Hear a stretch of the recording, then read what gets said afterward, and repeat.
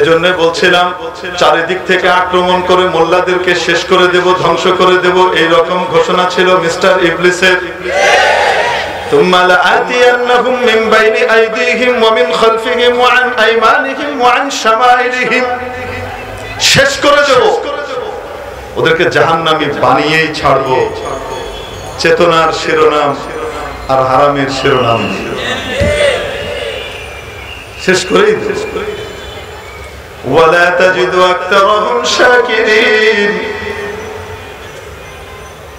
গায়ে পড়ে লড়াই করার জন্য মিস্টার ইবলিস এসেছিল হযরত আদমের সাথে লড়তে, ঠিক কিনা? নাকি হযরত আদম গিয়েছিলেন লড়তে? এজন্য আজও পর্যন্ত হযরত উলামায়ে কিরাম কারোর সাথে গায়ে পড়ে লড়াই করতে চান না। তারা হকের কথাগুলোকে দ্ব্যর্থহীন ভাবে সুন্দরভাবে সকলের সামনে উপস্থাপন করে দেন, বলে দেন। কেন? নবীজি সাল্লাল্লাহু আলাইহি ওয়াসাল্লাম বলেন, আমি তোমাদেরকে দেখছি পঙ্গপালের মতো, পতঙ্গের মতো তোমরা জাহান্নামের দিকে ধাবিত হচ্ছ, জাহান্নামের মধ্যে ঝাঁপিয়ে পড়ছো। ওয়া আনা আখিদুম বিহুজাজিকুম, আর আমি জোর করে তোমাদের কোমরের বেল্টটাকে এভাবে চেপে ধরে আছি যেন তোমরা জাহান্নামে কোনোভাবে না যাও। এজন্য আলেম ওলামা যখন দেখে দিনদার মানুষকে গোমরাহ বানিয়ে মুসলমানকে বেঈমান বানানোর প্রক্রিয়া চলছে, তখন হাদারাতে উলামায়ে কেরাম মিষ্টি ভাবে, নরম ভাবে ফাকুলা লাহু কাওলাল লাইয়িনা, সুন্নাত আদায় করে প্রথমে নরম ভাবে বুঝান। যখন দেখেন নরম ভাবে বুঝানোর পরও কাজ হচ্ছে না, তখন মুখের শক্তি দিয়ে যতটুকু কোলায় অতটুকু যেন কোমর ধরে টেনে ধরতে চান। জাহান্নামী হয়ো না, বেঈমান হয়ো না, জান্নাতের পথে চলো, ঠিক কিনা? যতদিন পৃথিবী বিদ্যমান থাকবে ততদিন পর্যন্ত হক এবং বাতিলের চিরন্তন দ্বন্দ্ব চলেছে, চলছে, চলবে।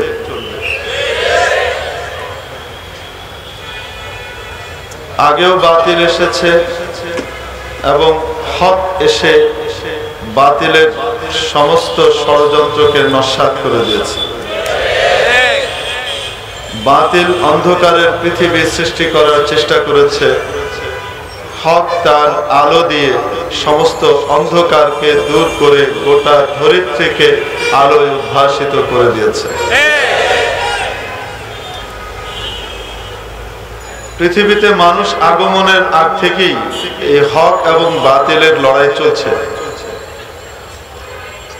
আমাদের আব্বাজান যখন জান্নাতে বসবাস করছেন, যেখানে কেউ কারো শত্রু হয় না, সেখানেও মিস্টার ইবলিস শত্রুতার ঘোষণা দিয়ে নিজ থেকে ঠ্যাং বাঁধিয়ে লড়াই করার জন্য আহ্বান জানিয়েছে। নাকি জানায়নি? জানিয়েছে। এবং সে চ্যালেঞ্জ করেছে, আদমকে শান্তিতে থাকতে দেবে না, আদম সন্তানদেরকে আল্লাহ তাআলার রিওয়ার্ড প্রাপ্ত, পুরস্কার প্রাপ্ত হতে দেবে না। এবং বলেছে, থুম্মা লাআকুদান্নাহুম মিন বাইনি আইদিহিম থুম্মা লাআতিয়ান্নাহুম মিন বাইনি আইদিহিম ওয়া মিন খালফিহিম ওয়া আন আইমানিহিম ওয়া আন শামাইলিহিম ওয়া লা তাজিদু আকতারাহুম শাকিরিন ফাবিমা আগওয়াইতানি লাআকুদান্না লাহুম সিরাতাকাল মুস্তাকিম। নিজের দোষে সে অপরাধী হওয়ার পর সে তার নিজের দোষের দায়ভার চাপিয়ে দিচ্ছে অন্যের ঘাড়ে, যেটাকে আমরা বলি উদর পিণ্ডি, বুধর ঘাড়ে চাপানো। আল্লাহ তাআলা সবাইকে সেজদা করতে বললেন, সবাই সেজদা করলো, ইল্লা বড় মিয়া, ইল্লা ইবলিস। নোয়াখালীত কয় বড় মিয়া, ইল্লা ইবলিস। মিস্টার ইবলিস সেজদা করলো না। আল্লাহ তাআলা তাকে জিজ্ঞেস করলেন, মা মানাআকা আন তাসজুদা ইয আমারতু, আমি আদেশ করেছি, আহকামুল হাকিমিন, আরশের অধিপতি, গোটা আসমান জমিনের মালিক, আমি আদেশ করার পরেও তুই সেজদা করলি না, তোকে এই সেজদা করা থেকে বাধা দিল কে? সে বলছে, আমার লজিক, আমার যুক্তি। আপনি এটা অযৌক্তিক অর্ডার করেছেন, এটা মানতে পারি না। আপনি অযৌক্তিক ভাবে মূর্তি আর ভাস্কর্যকে এক করে দিলে তো হবে না। আপনার যুক্তিতে চলবে না, আমার যুক্তি মানতে হবে। আপনার আদেশটা আমার যুক্তির আওতায় আসতে হবে, নতুবা মানতে পারবো না। সরি, কে বলছে? ইবলিস। মা মানাআকা আন তাসজুদা ইয আমারতুক ক্বালা আনা খায়রুম মিন। আমি ওর চেয়ে ভালো। মোল্লারা আমাদের ধারে কাছেও আসতে পারবে না। মোল্লারা কাক মোল্লা, আমরা তাদের চেয়ে কত বড় জ্ঞানী। আনা খায়রুম মিন, আমি ওর চেয়ে ভালো। ইবলিসের ধ্বংসের কারণ হলো অহংকার। সত্যিকারের জ্ঞানীর সামনে সে নিজেকে সমর্পণ না করে নিজেকে সত্যিকারের জ্ঞানের চেয়েও মহাজ্ঞানী মনে করা, এটাই হলো মুরগি কবির এবং শয়তানের ধ্বংসের কারণ। লাআকুদান্না লাহুম সিরাতাকাল মুস্তাকিম। আমি ওর চেয়ে ভালো হওয়ার পরেও আপনি আমাকে আদেশ করলেন উত্তম অধমকে সেজদা করবে। ইটস কোয়াইট ইম্পসিবল, এটা হতে পারে না। অধম উত্তমকে সেজদা করতে পারে, উত্তম অধমকে কিভাবে সেজদা করে? How it possible? ইবলিস মিয়া ওখানে বলতে পারলে এরকম করে চিবিয়ে চিবিয়ে বলতো, কিভাবে সম্ভব যে আমি ওকে সেজদা করব? ওকে বানিয়েছেন মাটি থেকে, আমাকে বানিয়েছেন আগুন দিয়ে। মাটির স্বভাব হলো উপরে মারলেও নিচে আসে। মাধ্যাকর্ষণ শক্তির কারণে মাটির স্বভাব কি? উপরে মারলে কোথায় আসে? নিচে আসে। আর আগুনের স্বভাব, আমাকে আগুন দিয়ে বানিয়েছেন, আমি আগুনের তৈরি। আগুনের স্বভাব নিচে জ্বালালেও তা তো উপরের দিকে যায়। অতএব যেটা উপরে যায় সেটা উত্তম, যেটা নিচে আসে সেটা অধম। উত্তম অধমকে সেজদা করতে পারে না। মিস্টার ইবলিসের এই যুক্তি বাহ্যিকভাবে মনে হয় যেন কত ঠিক, আসলে আল্লাহর আদেশ যেদিকে থাকে সেটাই সর্বাধিক যুক্তিযুক্ত হয়। অনেক সময় কপাল পোড়াদের মাথায় তা ঢুকে না। আল্লাহ তাআলা কোনো বিষয়ে যদি নিষেধাজ্ঞা আরোপ করেন সেটাই সর্বাধিক যুক্তিযুক্ত, সঠিক যুক্তি সংশ্লিষ্ট হয়, যুক্তি সম্পন্ন হয়। এই যুক্তি অনেক সময় স্থূল মেধার অধিকারী এবং অন্ধ মানুষের চোখে ধরা পড়ে না। হযরত হাফেজ আল্লামা ইবনুল আরাবী রাহমাতুল্লাহি আলাইহি ইবলিসের এই যুক্তিটাকে 15টা যুক্তি দিয়ে খণ্ডন করেছেন। কয়টা যুক্তি? 15টা যুক্তি। যে উপরে থাকলে উত্তম আর নিচে থাকলে অধম, মাটির চেয়ে আগুন উত্তম, এই কথাটাকে উনি খণ্ডন করেছেন 15টা যুক্তি দিয়ে, এবং যুক্তি দিয়ে বুঝিয়েছেন আগুনের চেয়ে মাটি 15 কারণে উত্তম। এখানে যদি এই আলোচনায় চলে যায় তাহলে আমার মূল আলোচনা হারিয়ে যাবে, এজন্য এটা বাদ। তবে কৌতূহল আছে যেহেতু আপনাদের একটা উদাহরণ দিই। উত্তম আর অনুত্তম, উত্তম আর অধম কোন সময় উপর আর নিচ দিয়ে নির্ণীত হয় না, বরং উপকারিতার দৃষ্টিভঙ্গিতে এটা নির্ণীত হয় কোন জিনিস কতটুকু উপকারী আর কোনটা কতটুকু ক্ষতিকর। এই হিসেবে উত্তম আর অধম নিরূপিত হয়। মাটি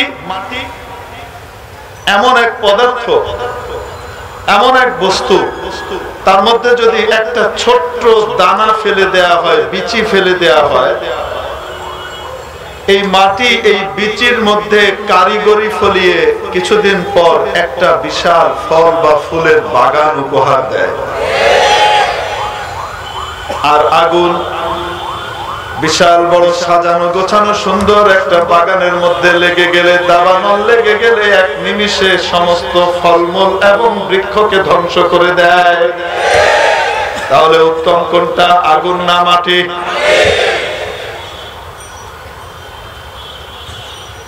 তো শয়তান মিয়া চ্যালেঞ্জ জানিয়েছে, আমি ওদের সামনে থেকে আসব, পেছন থেকে আসব,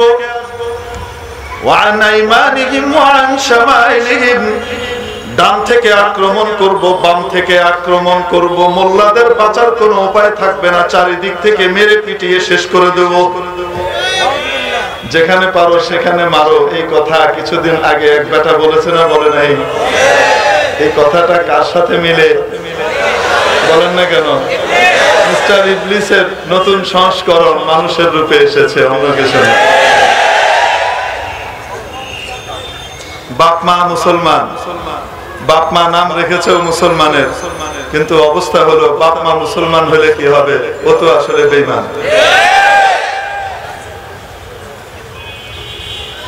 সেদিন এক বেটা আমাদের একজন বড় আলিমকে টকশোর ভিতরে আক্রমণ করেছে। আক্রমণ করে বলেছে মুফতি হারুন এজাহার সাহেবকে, আপনার চাচা ছিলেন মুক্তিযোদ্ধা কিন্তু আপনি নষ্ট হয়ে গেছেন। আর উনি বলেছেন তার প্রতি উত্তরে, ঠিকই, আপনার বাপ মা ছিলেন মুসলমান কিন্তু আপনি মুরতাদ হয়ে গেছেন। যেমন কুকুর তেমন। তো মেরে মুআজ্জাজ হাজিরিন,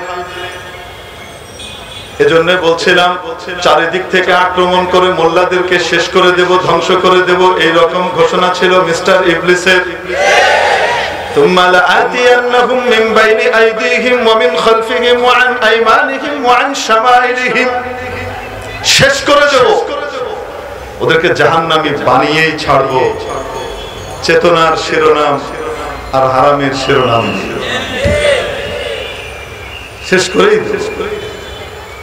ওয়ালা তাজিদু আকতারাহুম শাকিরিন। গায়ে পড়ে লড়াই করার জন্য মিস্টার ইবলিস এসেছিল হযরত আদমের সাথে লড়তে, ঠিক কিনা? নাকি হযরত আদম গিয়েছিলেন লড়তে? এজন্য আজও পর্যন্ত হযরতে উলামায়ে কিরাম কারোর সাথে গায়ে পড়ে লড়াই করতে চান না। তারা হকের কথাগুলোকে দ্ব্যর্থহীন ভাবে সুন্দরভাবে সকলের সামনে উপস্থাপন করে দেন, বলে দেন। কেন? নবীজি সাল্লাল্লাহু আলাইহি ওয়াসাল্লাম বলেন, আমি তোমাদেরকে দেখছি পঙ্গপালের মতো, পতঙ্গের মতো তোমরা জাহান্নামের দিকে ধাবিত হচ্ছ, জাহান্নামের মধ্যে ঝাঁপিয়ে পড়ছো। ওয়া আনা আখিদুম বিহুজাজিকুম, আর আমি জোর করে তোমাদের কোমরের বেল্টটাকে এভাবে চেপে ধরে আছি যেন তোমরা জাহান্নামে কোনোভাবে না যাও। এজন্য আলেম ওলামা যখন দেখে দিনদার মানুষকে গোমরাহ বানিয়ে মুসলমানকে বেঈমান বানানোর প্রক্রিয়া চলছে, তখন হাদারাতে উলামায়ে কেরাম মিষ্টি ভাবে, নরম ভাবে ফাকুলা লাহু কাওলাল লাইয়িনার সুন্নাত আদায় করে প্রথমে নরম ভাবে বুঝান। যখন দেখেন নরম ভাবে বুঝানোর পরও কাজ হচ্ছে না, তখন মুখের শক্তি দিয়ে যতটুকু কোলায় অতটুকু যেন কোমর ধরে টেনে ধরতে চান। জাহান্নামী হয়ো না, বেঈমান হয়ো না, জান্নাতের পথে চলো, ঠিক কিনা? এজন্য 8 মাস আগে আমরা স্মারকলিপি দিয়েছি মাননীয় প্রধানমন্ত্রীর বরাবর। কয় মাস আগে? 8 মাস আগে। 8 মাস আগে স্মারকলিপি দিয়েছি, অত্যন্ত দাওয়াতি ভাষায়, নরম ভাষায় দাওয়াতি কথা বলে সেখানে পৌঁছানোর চেষ্টা করেছি যে অন্যায়টি করা হচ্ছে হয়তো আপনার গোচরে নাই, এই অন্যায়ের জন্য আযাবের ফয়সালা হতেও পারে, আপনার মহামান্য বাবার শান্তি নষ্ট হতেও পারে, তার জন্য শান্তিপূর্ণ সুন্দর জিনিস করুন, যার কারণে তার কবরে রহমত আর বরকতের জোয়ার বইবে। খুব সুন্দর দাওয়াতি জিনিস পাঠানো হয়েছে, কিন্তু আফসোসের সাথে বলতে হয় আমার ধারণা এই লিপি ওনার খেদমত পর্যন্ত পৌঁছানোই হয় নাই, মাঝখানের দালালরা পৌঁছতে দেয় নাই। এরপরে আলেম ওলামা নরম ভাবে আস্তে আস্তে গরম ভাবে বলা শুরু করলেন।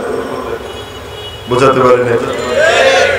আলহামদুলিল্লাহ, এখন মাননীয় প্রধানমন্ত্রীর দৃষ্টিগোচর হয়েছে বিষয়টি এবং উনি নিজে দেখভাল করছেন। আশা করি সুন্দর একটা সমাধান আমরা অচিরেই দেখতে পাবো, ঠিক আছে? আমরা আশাবাদী।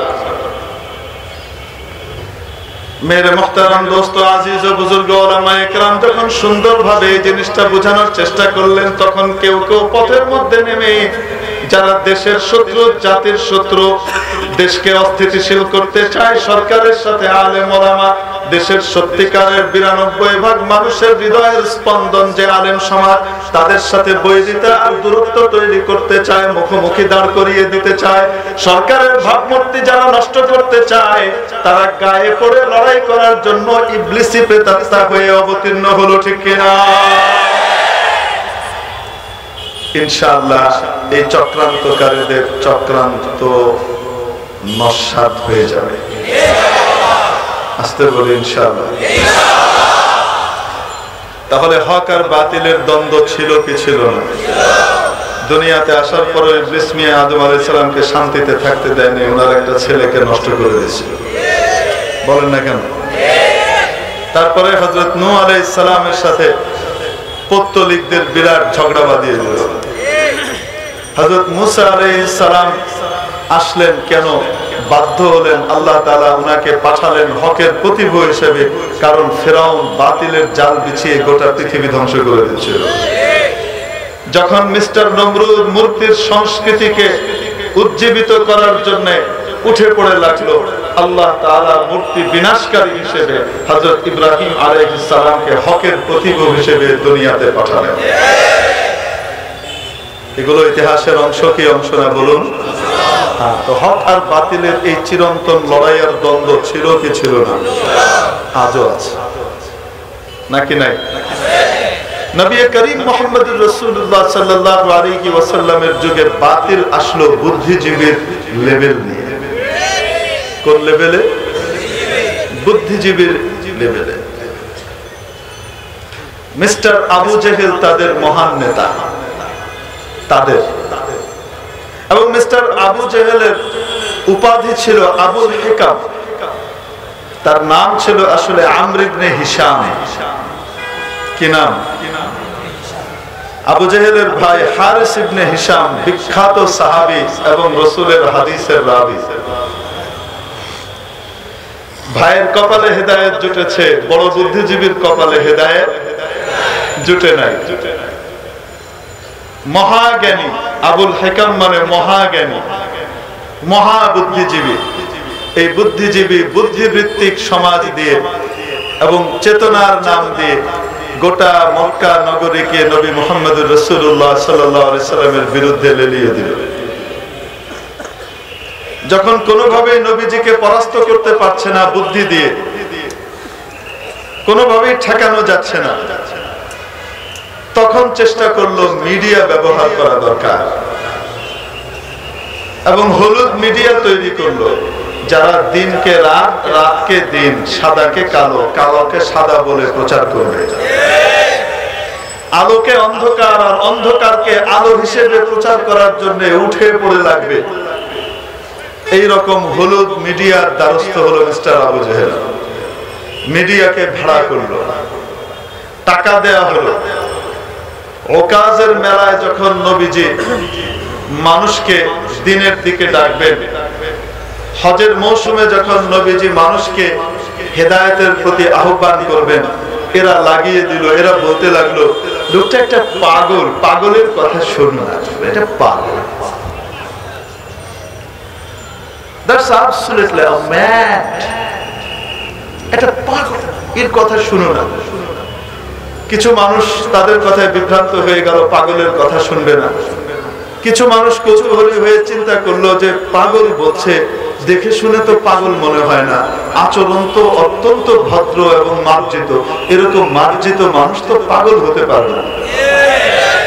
এজন্য যখন কাছে আসলো, কথা শুনে মুগ্ধ হয়ে গেল, ঈমান কবুল করে ফেলল। এখন নতুন তকমা দেয়া হলো, দেখা গেল যারা কাছে আসছে তারাই মুগ্ধ হয়ে যাচ্ছে ওনার কথা এবং আচার ব্যবহারে, তারা তার জন্য ফিদা হচ্ছে, কোরবান হয়ে যাচ্ছে।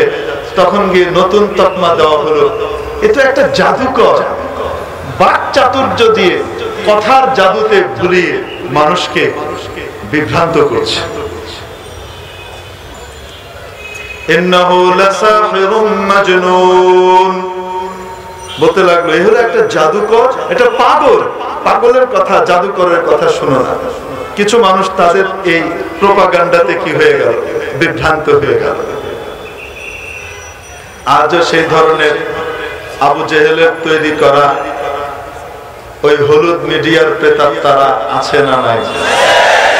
সব মিডিয়াই হলুদ না, কিছু মিডিয়া হলুদ। তারা উঠে পড়ে লেগেছে দেশের স্থিতিশীল পরিবেশকে অস্থিতিশীল করে তোলার জন্য। তারা উঠে পড়ে লেগেছে আলেম ওলামা তৌহিদি জনতা বনাম সরকারকে মুখোমুখি দাঁড় করিয়ে দেওয়ার জন্য। যখন দেখছে কোনোভাবেই সরকারকে আলেমদের বিরুদ্ধে উস্কানি দিয়ে সমর্থন পাওয়া যাচ্ছে না, ছোটখাটো কিছু অংশ লাফাল মারলেও লাফালাফি করলেও সরকারের মূল অংশ এবং হাই কমান্ড নির্লিপ্ত আচরণ করছে, তাদের উস্কানিতে প্রলুব্ধ হচ্ছে না, আলেম ওলামার বিরুদ্ধে অবতীর্ণ হচ্ছে না, মাহফিলগুলো বন্ধ করছে না, তখন গিয়ে নতুন পায়তারা কষলো সরকারকে উস্কানি দেয়া যায় কিভাবে? চলো হৃদয়ে আঘাত করো। সেটা কি? কুষ্টিয়ায় রাতের আধারে হাত ভেঙে দাও।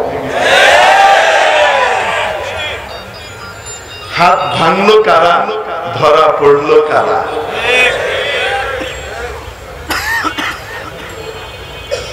নাটক একটা মঞ্চস্থ করলো এই বামরামপন্থীরা। মনে রাখবেন, সরকার না, কারা? বামরামপন্থীরা একটা নাটক তৈরি করলো, কিন্তু আফসোস নাটকটা বড় কাঁচা হয়ে গেছে। যে কোনো মানুষের কাছে তার ধরা পড়ে যাচ্ছে। কেন? এমন এক ক্যামেরা দিয়ে ধারণ করলো, যে ক্যামেরা এত আকলমন, বুদ্ধিমান, মহাজ্ঞানী, অপরাধী যেদিকে যায় ক্যামেরাও পেছন পেছন সেভাবেই ঘুরে।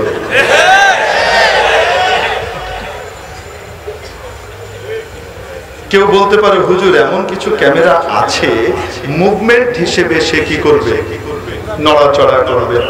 তাহলে ওই যে পাশ দিয়ে যে গাড়ি আর ছোট টেম্পো যায়, সেখানে সেই মুভমেন্টে নড়াচড়া না কেন? এই ধরনের ক্যামেরা আছে, সেন্সিটিভ হাই রেঞ্জের ক্যামেরা এরকম আছে, কিন্তু সেগুলো বাসা বাড়িতে, বিশেষ অফিস আদালতে লাগানো হয়, রাস্তাঘাটে না।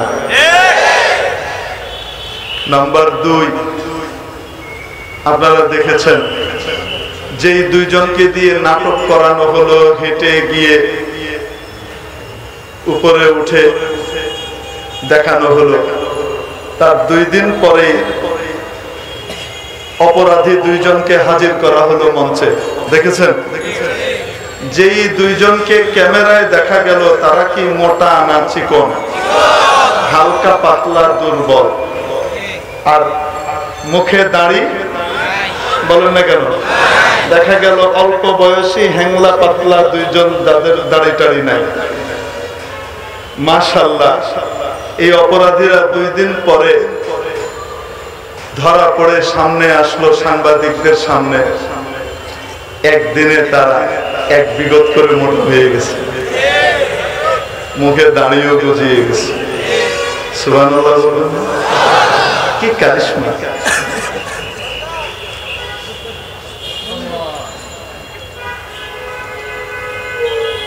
এই সমস্ত নাটক সাজিয়ে সরকারের চোখে, জনগণের চোখে, আলেম ওলামার চোখে ধুলো দেওয়া সম্ভব?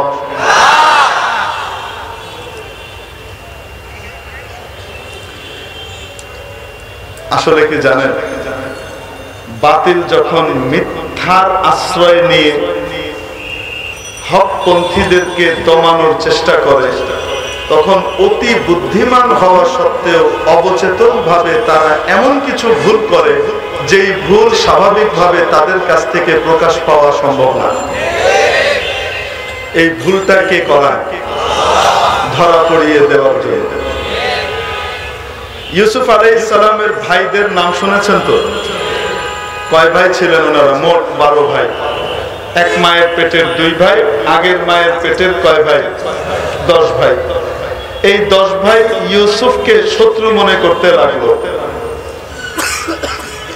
এবং শেষ পর্যন্ত সিদ্ধান্ত নিল ইউসুফকে বাবার চোখের সামনে থেকে সরিয়ে দূরে নিয়ে মেরে ফেলবে। যখন মেরে ফেলতে উদ্যত হলো, তাদের মধ্যে এক ভাই ভালো মানুষ ছিলেন, তো উনি বললেন মারার দরকার নাই, মেরে ফেললে লাভ কি, আব্বার কাছ থেকেই তো দূরে সরানোর উদ্দেশ্য, চলো একটা কুয়ায় ফেলে দিই, রাস্তার পাশের কোন কুয়ায়, পথিকরা আসবে, কুয়া যাবে যেদিকে যাবে, আব্বার সামনে থেকে তো দূরে সরে গেল, মেরে ফেলার দরকার নেই। কারণ যদি বলতো যে কিছু করো না, তাহলে ওকেও মেরে ফেলত। এজন্য এটাকে ডাইভার্ট করে দিয়েছে। যাই হোক, কুয়ায় ফেলে দেওয়া হলো। তো বাবার কাছ থেকে নিয়ে যাওয়ার সময় কি বলে নিল, আব্বু আমরা গিয়ে মাঠে কত মজা করি, খেলি, ইউসুফ শুধু বাড়িতেই থাকে, সে খেলতে পারে না, মজা করতে পারে না, আব্বুকে আমাদের সাথে দিয়ে দেন না, সে আমাদের সাথে খেলাধুলায় মেতে উঠবে, আনন্দ উচ্ছল সময় কাটাবে, ওকে দিয়ে দেন না, আমরা ওর সাথে কি করব, খেলবো, আমাদের সাথে থাকবে। হযরত ইয়াকুব আলাইহিস সালাম বললেন, বনে বাদারে খেলাধুলা করবে তোমরা, তারপরে ছোট মানুষ ও বসে থাকবে, আমি ভয় পাই, ইন্নী আখাফু আন ইয়াকুলাহু যিব, নেকড়ে সে ওকে খেয়ে ফেলবে, তখন তোমরা কি করবে? ওরা বলল, আব্বা কি বলেন, আমরা এরকম তাগড়া 10-10টা জওয়ান থাকতে আমাদের কলিজার টুকরা ভাইকে খেয়ে ফেলবি, এটা কি সম্ভব? এরা সব কোরআন শরীফের শুরু তরজমা করে যাচ্ছে, সময় নাই আমার, হুবহু তরজমা, এটা কিভাবে হয়? আচ্ছা ঠিক আছে, ইয়াকুব আলাইহিস সালাম দিয়ে দিলেন, নিয়ে গিয়ে তারপরে খেলাধুলার পরিবর্তে মারপিট শুরু করে দিল। কি করছে? ইউসুফ হতভম্ব হয়ে গেছেন, আপন ভাই, আমার ভাই, বাপের ভাই, বাপের শরীক ভাই, এ আমার সাথে এই আচরণ করছে, আব্বার সামনে কি করে আসলো, আর এখানে কি করছে? ধরে কুয়ায় ফেলে দিল। ইউসুফ আলাইহিস সালামের ভাইরা কুয়ায় ফেলার আগে তারা একটা নাটক রচনা করার সিদ্ধান্ত নিল, একটা নাটক রচনা করলো, বাস্তবায়ন করবে, অভিনয় করবে সন্ধ্যাবেলায় বাপের কাছে গিয়ে।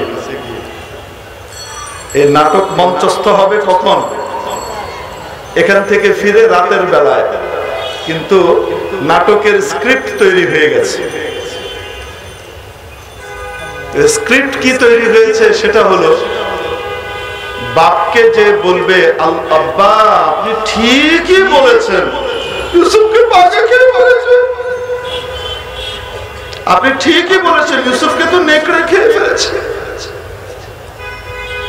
আর এই যে দেখেন ওর রক্ত মাখা জামা, এই যে দেখেন ওর কি রক্ত মাখা জামা, এটা কি আসল রক্ত না নকল রক্ত?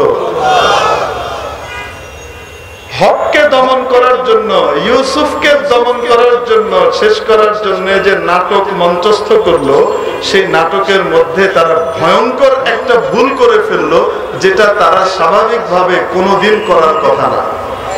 কিন্তু এই ভুলটা হয়েছে কেন? কে করিয়েছে?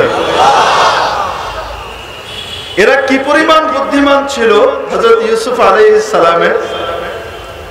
ইউসুফ আলাইহিস সালামের এই 10 ভাই কি পরিমাণ বড় বুদ্ধিমান ছিল কল্পনাও করতে পারবেন না। এদের অনুমান শক্তি কি পরিমাণ প্রখর এবং তেজি ছিল, বলবো? হ্যাঁ, এক লোকে গরু হারিয়েছে। কি হারিয়েছে? গরু হারিয়েছে। একটা গাভীন গরু হারিয়ে গেছে। হারিয়ে গেছে মানে চুরি হয়ে গেছে। এখন ও বেটা চোর খুঁজে বেড়াচ্ছে। কি খুঁজে বেড়াচ্ছে? এদিক ওদিক খুঁজে বেড়াচ্ছে চোর, চোর পায় না। ইউসুফ আলাইহিস সালামের ভাইরা ওই রাস্তা দিয়ে হেঁটে যাচ্ছে, যেই পথ দিয়ে গরুটাকে চোর টেনে নিয়ে গেছে, সেই পথ দিয়ে ইউসুফ আলাইহিস সালামের ভাইরা কি করছে? হেঁটে যাচ্ছে। তো হেঁটে যেতে যেতে একজন বলছে, এখান দিয়ে একটা 8-9 মাসের গাভীন গরু গিয়েছে। কি গিয়েছে? একটা গরু গিয়েছে। আরেকজন বলছে, এবং ওটা একটা গাভী। আরেকজন বলছে যে 8-9 মাসের গাভীর। আরেকজন বলছে একটা চোখ কানা, চোখে দেখে না, একটা চোখে দেখে, আরেক চোখে দেখে না, একটা চোখ কানা। যে গাভীটা চুরি হয়েছে এই গাভীটা আসলেই এরকম ছিল।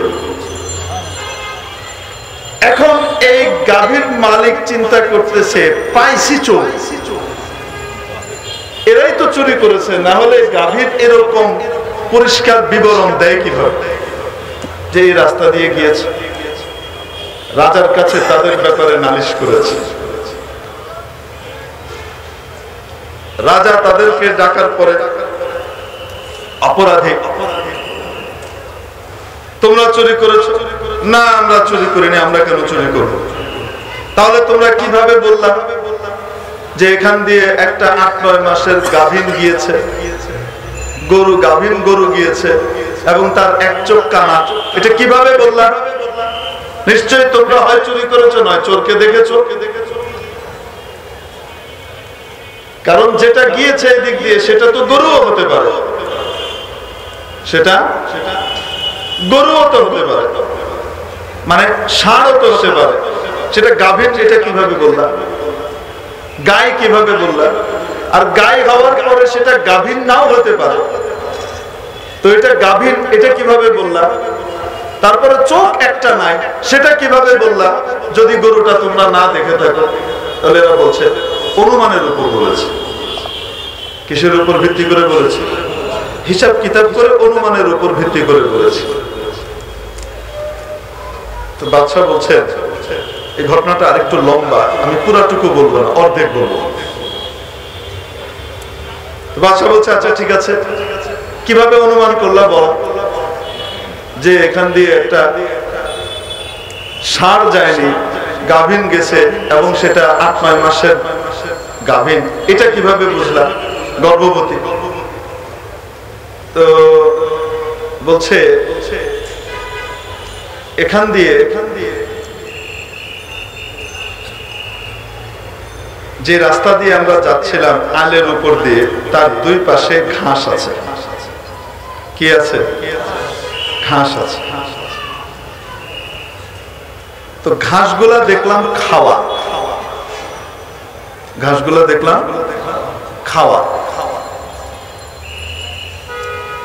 তো খাওয়ার ভিতরে আবার দেখলাম যে ষাঁড় গরু যখন খায় তখন একদম গোড়ায় কামড় দিয়ে টেনে উঠিয়ে ফেলে, আর গাই গরু যখন খায় কিছু খায় কিছু ফেলে, আগা আগা দিয়ে খায়। এটা আগা আগা দিয়ে খাওয়া, তার মানে বোঝা গেল এটা ষাঁড় না, এটা একটা গাই গরু। আচ্ছা, গাভীন যে এটা কিভাবে বুঝলাম? কারণ এখানে তার পদচিহ্ন আছে, তারা বলছে। তো দেখি 4 পায়ের ভিতরে সামনের 2 পায়ের ছাপ যেখানে পড়েছে ওটা হালকা গভীর, আর পিছনের 2 পায়ের ছাপ যেখানে পড়েছে সেটা তুলনামূলকভাবে বেশি গভীর। তার মানে বোঝা গেল পেছনের দিকে তার ওজন অতিরিক্ত সে বইছে। তো গাই গরুর ওজন কিসের কারণে হবে? তার পেটে বাচ্চার কারণে হবে। তাই বলেছি 8-9 মাসের গাভী। বাদশা চিন্তা করে বাপরে বাপ, এদের অনুমান তো বড় শক্ত, বড় যুক্তিসঙ্গত। তারপর বলছে আচ্ছা বলো দেখি, এটা যে এক চোখ নাই, একটা চোখ আছে, এক চোখ কানা, এটা কিভাবে বুঝলাম? বলছে এভাবে বুঝেছি যে 2 পাশেই ঘাস আছে, খাওয়া শুধু এক পাশের ঘাস, আরেক পাশের ঘাস ঠিক যেমন ছিল তেমন আছে। তার মানে বোঝা গেল গরু যখন খায় আমাদের নিয়ম অনুযায়ী, আমরা দেখেছি গরু খাওয়ার সময় নিয়ম মাফিক এক পাশ থেকে খায় না, মানুষ খাওয়ার সময় এক পাশ থেকে খায়, কিন্তু গরু খাওয়ার সময় এদিক ওদিক সব দিক থেকেই খায়। অথচ এই গরু দেখা যায় এক পাশ থেকে খেয়েছে, আরেক পাশ থেকে খায় নাই। তার মানে হলো এক চোখ অন্ধ, যে চোখটা অন্ধ সেদিকে সে দেখেই নাই, তাই খায় নাই। যে পাশ দিয়ে দেখেছে ওই পাশ খেতে খেতে গিয়েছে। এখন বুঝে থাকলে বলেন তো দেখি, ইউসুফ আলাইহিস সালামের ভাইদের যুক্তি এবং বুদ্ধির বিশ্লেষণে প্রখরতা কি পরিমাণ। আমাদের দেশের মুরগি কবির জাফর টাফর এগুলোর সাথে কোন তুলনায় আসবে? হ্যাঁ, ইন্নু নুনু কি কি আছে এগুলোর সাথে কোন তুলনায় আসবে? কত বুদ্ধিমান, তারপরেও একটা গ্রেট মিস্টেক করেছে। নাটকের স্ক্রিপ্ট তৈরি করেছে ঠিক, কিন্তু এমন মিস্টেক করেছে যেই মিস্টেক কোন সময় স্বাভাবিকভাবে তাদের দ্বারা হবার নয়। কেন এই মিস্টেক করিয়ে দিয়েছেন কে? হককে বাঁচানোর জন্য, বাতিলকে ধরা পড়িয়ে দেওয়ার জন্য। মিস্টেকটা কি করেছে? ইউসুফকে যখন ফেলে দিল কুয়ার মধ্যে, তার গা থেকে জামাটা খুলে ফেললো। জামাটা খুলে একটা দুম্বা জবাই করে সেই দুম্বার রক্ত দিয়ে ওই জামাটাকে মাখালো। এই রক্তে রঞ্জিত জামা নিয়ে কাঁদতে কাঁদতে এসেছে কোথায়? ওয়াজাউ আবাহুম ইশাআন ইয়াবকুন। আল্লাহ তাআলা বলেন এসার সময় যখন রাত কিছুটা গভীর হয়ে গেছে, তখন এসেছে, কাঁদতে কাঁদতে এসেছে। কার কাছে? আব্বার কাছে কাঁদছে। এই কান্নার পানি আসল না নকল? আসতে বলেন। অনেক সময় কি করে জানেন? অন্য দলকে ফাঁসানোর জন্য, বিরোধী পক্ষকে ফাঁসানোর জন্য নিজেই কারো গায়ে আগুন দেয়, নিজেই বাস পোড়ায়, নিজেই গাড়ি পোড়ায়, নিজেই শাপলা চত্বরের গাছ কাটে, তারপরে এগুলার মামলা দিয়ে দেয় আরেক দলের। আগুন দিয়ে পুড়িয়ে বার্ন ইউনিটে যাওয়ার পরে আবার সেখানে কাঁদতে কাঁদতে হাজির হয়, রুমাল দিয়ে চোখ মুছে। আহা, কি নির্মম, কি অমানুষ! এই নাটকের কারবার কি নতুন না পুরনো? বহু প্রাচীন, নতুন কিছু না। এগুলা আমরা কোরআনের দৃষ্টিতে আল্লাহর দেওয়া আলোকের কারণে আমরা বহু আগের থেকেই জানি। দেখার সাথে সাথে আলেম ওলামা দিনদার মানুষ বুঝে ফেলে এটা একটা ড্রামা, একটা নাটক, আর এটা হলো বাস্তব। ঠিক কি ঠিক? ওয়াজাউ আবাহুম ইশাআন ইয়াবকুন ক্বালু ইয়া আবানা ইন্না যাহাবনা নাস্তাবিক। আব্বা, আমরা গিয়েছিলাম দৌড় দিতে প্রতিযোগিতা, ইউসুফ তো আমাদের সাথে পারবে না, ও বসেছিল, হঠাৎ নেকড়ে এসে ফায়াকাল বুদ্ধি, নেকড়ে তাকে খেয়ে ফেলেছে। আরে ভাই, একজন কাঁদে, আরে ভাই কই গেল? আল্লাহ তাআলা বলেন ওয়াজাউ আলা কামিসিহি বিদামিন কাযিব। এরা ইউসুফের জামার মধ্যে বানোয়াট নকল রক্ত লাগিয়ে নিয়ে আসলো। আসল রক্ত না নকল রক্ত? কাযিবের অনেক অর্থ আছে। এক অর্থ হলো জিদ্দুল ওয়াহিদ, মৌলিক অর্থ এটা। এখন বলেন দেখি, যে রক্তটা এনেছে এটা কি বাস্তব না অবাস্তব? ইউসুফের না বকরির? বকরির রক্তকে ইউসুফের রক্ত বলে চালিয়ে দিচ্ছে। এই যে দেখেন, আমরা প্রমাণ এনেছি, জানি আপনি বিশ্বাস করবেন না, আপনি আমাদেরকে মানবেন না, বিশ্বাস করবেন না। এই যে দেখেন, রক্ত মাখা জামা আমার বাইরে। আমি কেন এটা করে দেখালাম? কোরআন শরীফে ঠিক এভাবেই আছে। বলে ওলামায়ে কেরাম বলেন এরকমই আছে কিনা? যেমন আছে এরকমই তো। এসে কাঁদতে লাগলো আর বানোয়াট রক্ত দেখাইতে লাগলো, নকল রক্ত। হযরত ইয়াকুব আলাইহিস সালাম বেকুব, বলেন না কেন?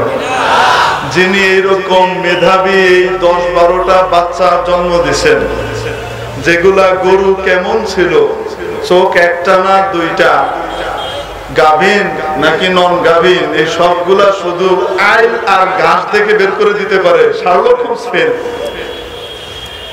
এইরকম 10টা বাচ্চাকে যিনি জন্ম দিয়েছেন উনি কি বেকুব? আল্লাহু আকবার কবীরা।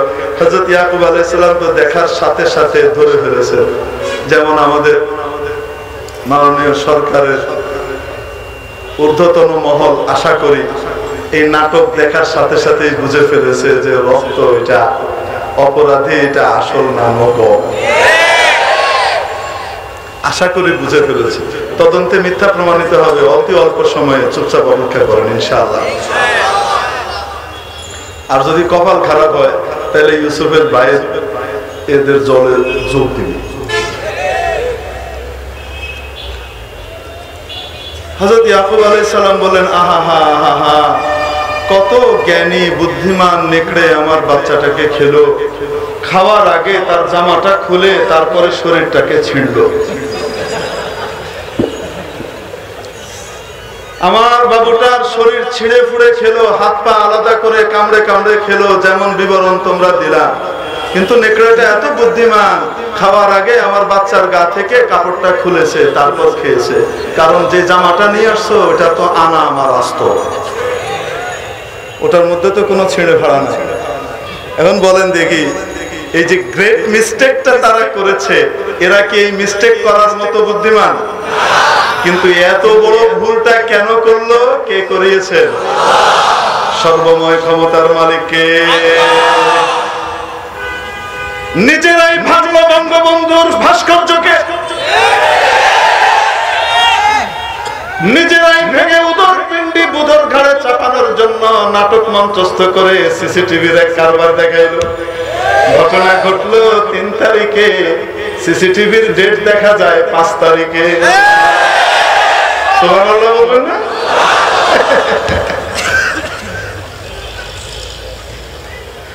অপরাধী দেখা গেল চিকন চাকন শুকনা শাকনা, অপরাধী হিসেবে উপস্থিত হলো জনগণের সামনে, সাংবাদিকদের সামনে, মোটা কাটা স্বাস্থ্যবান। সিসি ক্যামেরায় দেখা যায় কিটো ডায়েটওয়ালা, আর এখানে দেখা যায় এই ভুলগুলো হওয়ার মতো না। কেন হয়েছে? কে ঘটিয়েছে? তার মানে বোঝা গেল আল্লাহ তাআলা মূর্তি আর ভাস্কর্য সংস্কৃতির পক্ষে না বিপক্ষে, কুদরত দিয়ে ধরায় দিচ্ছে। তারপরেও যদি চোখের ভিতর থেকে ঠুলি না সরে, অন্ধত্ব যদি না যায়, চোখ যদি না খোলে, আর চোখের মধ্যে যদি আলো না আসে, হেদায়েতের আলো দ্বারা যদি অন্তর আলোকিত না হয়, তাহলে আবু জেহেলের কপালে হেদায়েত জুটে নাই, এরকম অনেক বুদ্ধিজীবীর কপালেও হেদায়েত জুটে। মেরে মুহতারাম দোস্ত আজিজ ও বুজুর্গ, বলছিলাম এই জন্য বুদ্ধিজীবী মহল, নবীজি সাল্লাল্লাহু আলাইহি ওয়াসাল্লামের জামানার বুদ্ধিজীবী মহল হলুদ মিডিয়াকে ভাড়া করলো নবীজির বিরুদ্ধে দাঁড় করিয়ে দেওয়ার জন্য। পাগল, ইলিটারেট, কি ইলিটারেট, পড়ালেখা জানে না, এই মোল্লারা সব ব্যাকডেটেড, অর্ধশিক্ষিত। আরে বলে কি বলে না?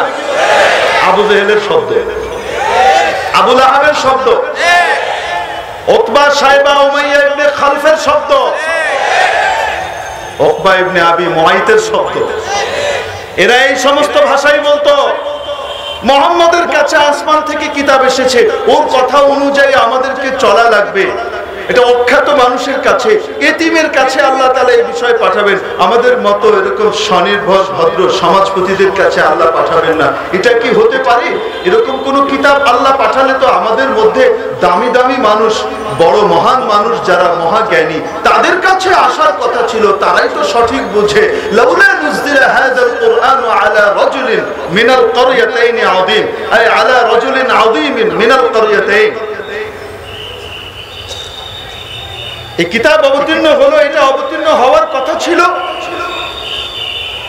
এই দুটি বিরাট সম্মানিত জনপদ, একটা হলো মক্কা আর একটা হলো তায়েফ। মক্কা আর তায়েফ আরবের সবচাইতে নামি দামি দুটো এলাকা। বড় বড় নেতারা এখানেই থাকেন, বড় বড় মহাজ্ঞানী বুদ্ধিজীবীরা এখানে থাকেন। তাহলে এই দুই মহানগরীর একজন বড় ব্যক্তির কাছে, সম্মানিত মানুষের কাছে এই কিতাব কেন আসলো না? একটা ইতিম, বাপ হারা, মা হারা, চাচার কাছে, দাদার কাছে বড় হয়েছে, অন্যের খেয়ে বড় হয়েছে, তার কাছে কেন আসবে? এই একই কথা এই যুগের ঠিক আমাদের কিছু তথাকথিত বুদ্ধিজীবী আওড়ায় জাকাত ফিতরা খাওয়া এই সমস্ত কাঠমোল্লাদের কাছ থেকে কি আমাদেরকে জ্ঞান নিতে হবে নাকি? ও মুসলমান, আলেম ওলামাকে যখন জাকাতখোর বলে, এতিম গরিব বলে, অসহায় বলে কটাক্ষ করো, তখন একটু কান খুলে মনে রেখে নিও, তোমার এই কথাটা কার গায়ে যে পড়ে, তুমি যার উম্মতি হিসেবে দাবি করো, যার হাত থেকে কিয়ামতের দিন তোমাকে হাউজে কাউসারের পানি খাওয়া লাগবে, যার সুপারিশ ছাড়া জান্নাতের চেহারাও তুমি দেখতে পারবা না, তিনি তো এতিম ছিলেন, বাপও ছিল না, মাও ছিল না, মহা এতিম নবীজির ঘাড়ে গিয়ে এই কথা আঘাত করে, ঠিক কিনা? আর কোনদিন বলবো আলেম ওলামা যে কথা বলেন ঐশী জ্ঞান আসমানি ইলমের নূরের ভিত্তিতে কথা বলেন, কোন মন গড়া কথা তারা বলেন না, ঠিক কি?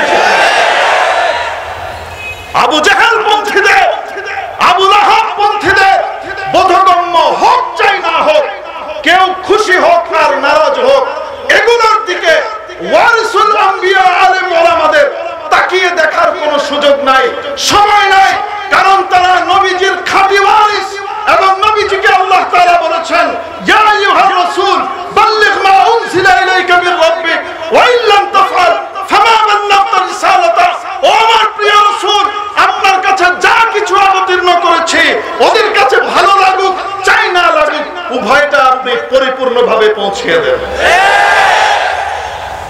অতএব সুদের বিরুদ্ধে আলেম বললে সুদখোরের গায়ে লাগবে, ডক্টর ইউনূসের গায়ে লাগবে, গ্রামীণ ব্যাংকের গায়ে লাগবে, যারা ঘরে ঘরে বাংলার গ্রামগঞ্জের জনপদে জনপদে সুদ ঢুকিয়ে দিয়েছে, ওদের গায়ে লাগবে। আমরা কি করব? তাও আমাদেরকে বলতে হবে। ঘুষের বিরুদ্ধে বললে ঘুষখোরের গায়ে লাগবে, দুর্নীতির বিরুদ্ধে বললে দুর্নীতিবাজের গায়ে লাগবে, কিন্তু আলেম ওলামা এই কথাগুলো বলেই যাবেন। কার পছন্দ হলো, কার অনুরাগ এলো আর কার বিরাগ হলো, এগুলোর দিকে তাকানোর সময় তাদের নাই। কেন? তারা আল্লাহর তরফ থেকে নবীজির মাধ্যমে যা পেয়েছেন সবটুকুকেই তারা পৌঁছিয়ে দেবেন। মেরে মুহতারাম দোস্ত, আজিজ ও বুজুর্গ,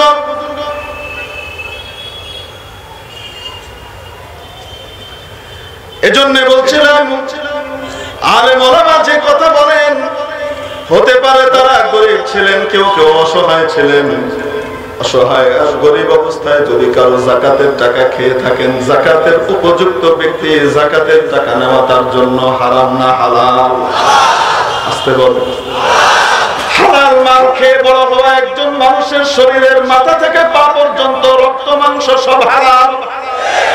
হালালের ফলাফল হলো এই, চারিদিকে যখন মদ গাঁজা এবং মাদকের নেশার সায়লাব চলে, এই হারামের মধ্যে কওমি মাদ্রাসার বাচ্চাদেরকে খুঁজে পাওয়া যায় না। তাদের রক্ত 100% হালাল এবং পরিষ্কার বিশুদ্ধ পাওয়া যায়। ডোপ টেস্টের মধ্যে কোন রকমের নেশা দ্রব্য তাদের রক্তের মধ্যে পাওয়া যায় না।